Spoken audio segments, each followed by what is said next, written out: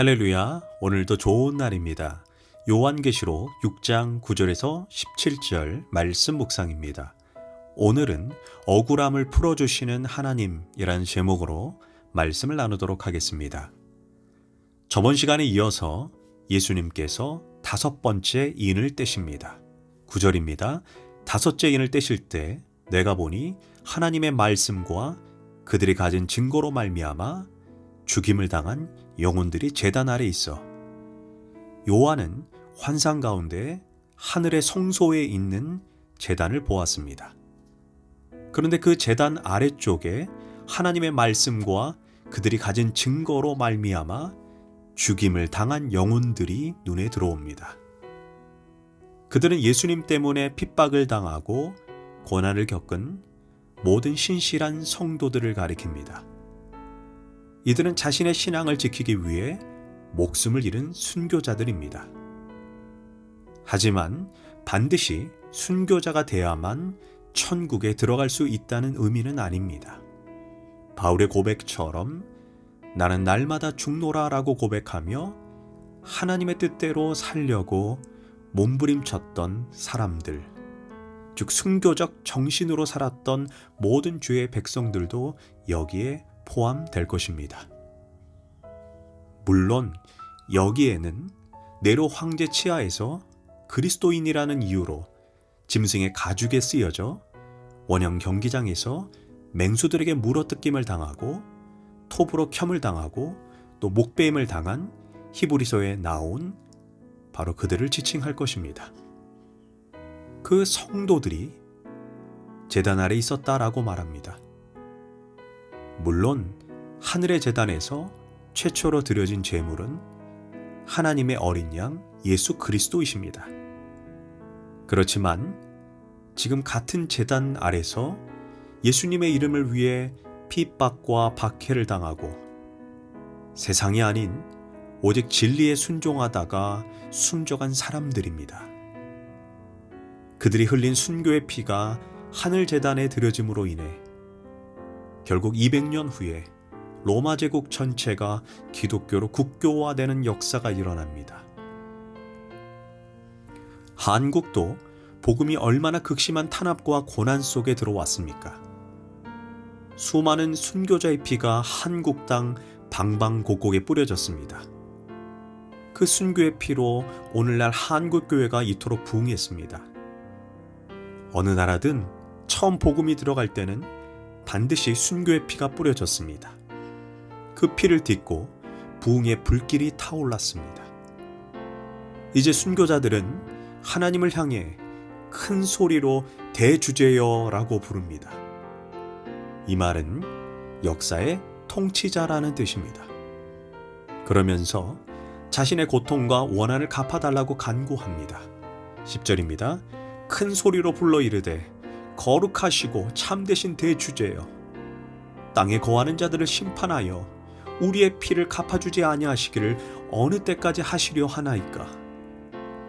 이 말의 뜻은 다음과 같습니다. 주님은 이 역사의 통치자이시며 주관자 아니십니까? 악한 자들을 심판하고 하나님의 공의를 세워주십시오. 아직까지 악한 자들이 득세하는 세상 역사가 끝나지 않고 있으니 너무 답답합니다. 우리는 예수님만 붙잡았기 때문에 감옥에 갇히고 직장도 잃고 억울하게 욕을 먹고 목숨도 잃었습니다. 이 대목은 원문을 보면 철저한 보복을 호소하는 것입니다. 가슴에 맺힌 한을 풀어달라는 것입니다. 그런데 언제까지 악한 자들을 이대로 놔두시겠냐는 것입니다. 그러나 요한계시록을 들여다보면 세상이 여러 가지 재앙들로 불타게 되는 이유는 엄밀히 말해 성도들의 고통과 절규에 대한 하나님의 응답이었습니다. 재앙과 심판은 성도와 교회 때문에 이루어지는 것입니다.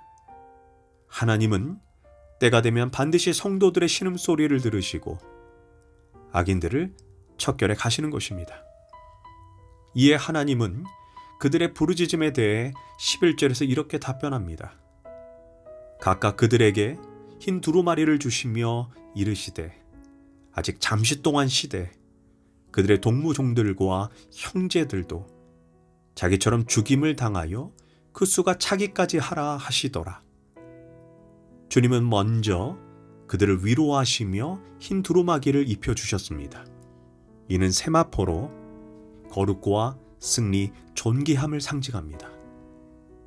주님은 순교자들에게 각각 흰 두루마기를 입혀주심은 하늘나라에서 그들이 얼마나 고귀한 상을 받았는지를 보여줍니다. 또한 그들에게 예수님의 최종적인 심판이 오기까지 잠시 동안 쉬라고 말씀하면서 그들과 마찬가지로 순교하기로 되어 있는 자들의 수요가 온전히 다 찰 때까지 잠시 더 기다려야 한다라고 말씀하십니다. 그러나 우리가 이 말을 오해하지 말아야 합니다. 어떤 선교단체에서는 하나님이 작정하신 순교자의 수가 다 차야 예수님이 오시니 우리가 순교해야 주의 나라가 빨리 온다라고 순교를 장려하는 듯한 주장을 합니다. 아주 위험한 논리입니다. 이 말씀은 순교자의 숫자를 채우라는 표현이 아니라 하나님의 나라가 완성될 때까지는 우리의 억울함과 답답함이 다 풀리지 않을 것임을 말해주는 것입니다. 사실 우리가 세상을 살아가다 보면 믿음의 생활이 순풍에 돛을 배처럼 탄탄대로만 있는 게 아닙니다. 억울하고 욕을 먹고 핍박을 당하고 세상과 동화되지 못한다고 불이익을 당하기도 합니다. 그러나 주님은 이렇게 말씀하시는 것입니다. 내가 너의 가슴앓이를 다 알고 있다. 그러나 내가 반드시 내 눈에 흘렸던 눈물을 닦아주고 억울함을 풀어줄 것이다. 그래서 얼마든지 기다릴 가치가 있다는 것입니다. 이제 예수님이 6번째 인을 떼십니다. 그러자 갑자기 큰 지진이 일어나고 태양은 검은 머리털로 짠 천처럼 시커멓게 변하고 달은 시뻘건 핏빛으로 변했다라고 말합니다. 또한 하늘의 별들은 설익은 무화과의 열매가 거센 바람에 우두둑 떨어진다라고 말합니다. 하늘은 두루마리를 둘둘 말아 걸어치운 것처럼 사라져버리고 모든 산과 섬은 있던 자리에서 어디론가 옮겨지게 됩니다. 한마디로 우주적인 대격변, 즉 천재지변이 일어났다는 것입니다. 최근 들어 지구 최후의 날을 주제로 다룬 영화들이 많이 나오고 있는데 6번째 재앙이 바로 그런 것들입니다. 저는 개인적으로 캘리포니아에서 산 적이 있습니다. 밤에 지진을 경험했던 적이 있습니다. 침대가 움직이고 세상이 흔들립니다. 그때의 공포감을 잊을 수가 없습니다. 우리가 밟고 사는 땅이 흔들린다는 것은 삶의 기반이 흔들리는 것을 말해주는 것입니다. 땅이 무너지면 인간은 숨거나 도망갈 수가 없습니다. 성경에서 지진은 하나님께서 죄 많은 인간을 심판하시는 도구로 나옵니다. 최근 지진을 연구하는 학자들에 의하면 세계 도처에 일어난 대지진들은 점점 횟수가 많아지고 그 주기가 짧아지며 파괴력이 더 강력해지고 있다고 합니다. 땅의 지진과 해저의 지진, 쓰나미가 뒤섞여서 세계는 갈수록 위험해질 것임을 경고합니다. 이런 천재지변 속에 15절과 17절은 말합니다.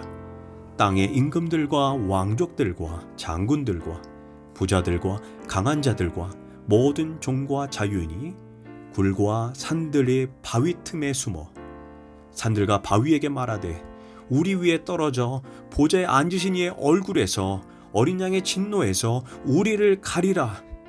그들의 진노의 큰 날이 이르렀으니 누가 능히 서리요. 하나님이 허락하신 엄청난 대재앙 앞에 권력도 돈도 높은 지위도 명예도 아무 소용이 없습니다.